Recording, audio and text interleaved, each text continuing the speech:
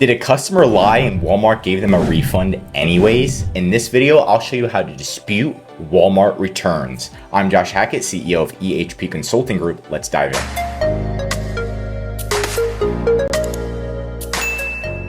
So the first thing you're going to do is log into Walmart and then go to the returns tab. Now, what you're going to do is only go to the completed returns tab because these are the only ones you can currently dispute. What we did have, once you click on this, what we had is we have a lot of clients. What was happening is the customer would receive the product and then they would tell Walmart, we didn't receive it, we want a full refund, even though it says delivered. So the tracking says delivered, they're still getting a refund. Walmart's just being an a-hole and giving them a refund. It is what it is. Now, the first thing you want to do is dispute it. So what we do is we have our team go through at least once a month all of the returns and see, did they actually deliver the return? So if it says tracking status and it doesn't say delivered, it doesn't say in transit, that means Walmart gave them a refund. So you can actually click on here. See, it says delivered tracking status. If they didn't even ship it, right? It doesn't say in transit and it doesn't say delivered. That means Walmart gave them a refund without even actually having a product being shipped. That is a big no-no. So in that case, what you want to do is click dispute this return, and then you're going to collect evidence. So what you're going to do is go into the tracking website and put a screenshot that it says delivered.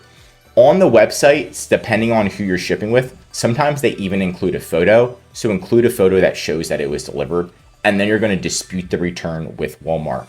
Now, this is a full-time job, so you do have to dispute it. But at the end of the video, I'll be giving you some tips so you don't have to really do this anymore.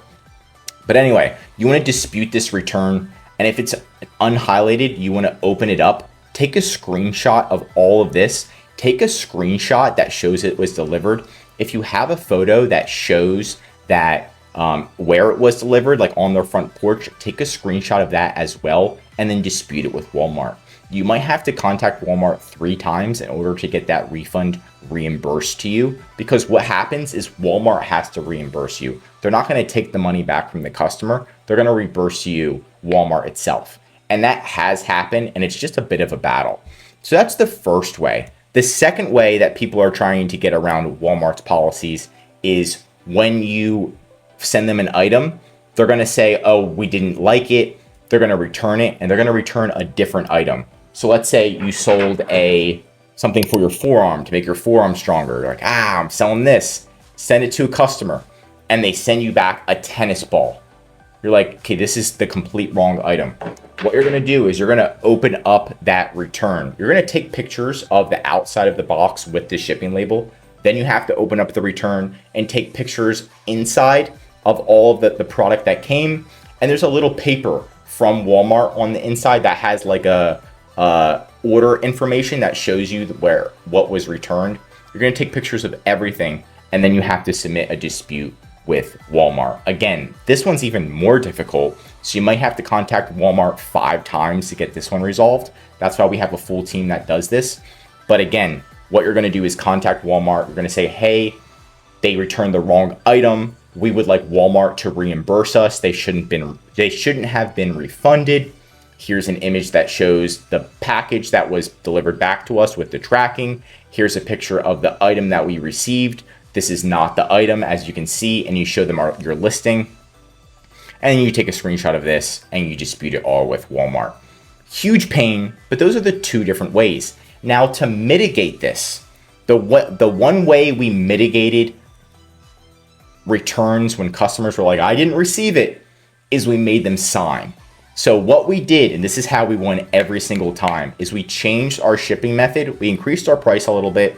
We changed our shipping method to sign required. So anybody can sign at the resident. So we had sign required. And then what happened is once people disputed it, we showed them on the website, like FedEx, if you sign it, they have that there.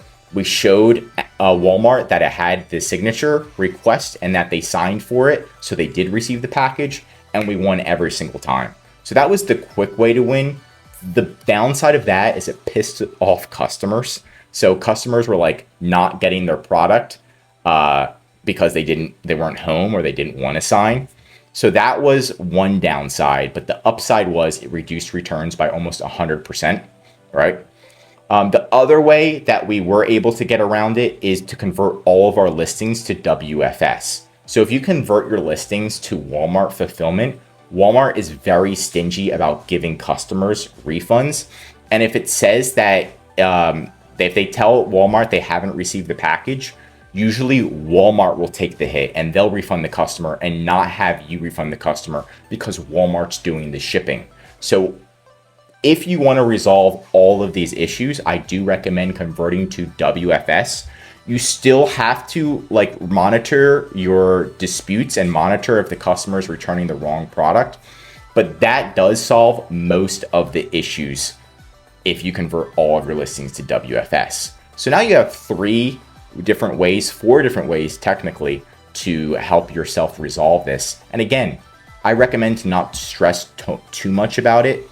Just find a solution, whether it's signage or changing all of your listings to WFS, and that's going to reduce the return rate by an exponential pace, especially on high ticket value items. Last but not least, you need to remember that most Walmart support sucks. So it's going to take time to get a refund, and that's why we have a full team that does this.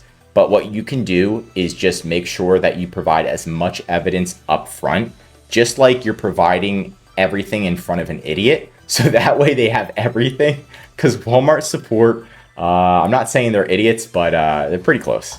But that's it for today's video. If you want me to create more videos regarding Walmart, let me know in the comments below what you want me to talk about next. If you learned something new, drop a like. And if you're a Walmart seller, I highly recommend subscribing to our channel because we're giving away great content. It's going to help you on your Walmart journey. And of course, if you need help with increasing sales, anything mentioned in this video like disputing returns or just help selling on Walmart, contact EHP Consulting Group. The link is right in the description to contact us or schedule a call. Also, one of our most popular services is our full Walmart account management service. This is where we're going to be monitoring your returns, your inventory, customer messages, customer complaints, advertising, design, listing quality score, pro seller badge, and of course, increasing sales. The benefit of this service is so you can spend time working on your business instead of in your business, like monitoring all of the metrics, making sure that refunds aren't going through. We're going to be doing it for you so you can save time, money, and increase your sales with ehpconsultinggroup.com. I'm Josh Hackett, CEO of EHP Consulting Group,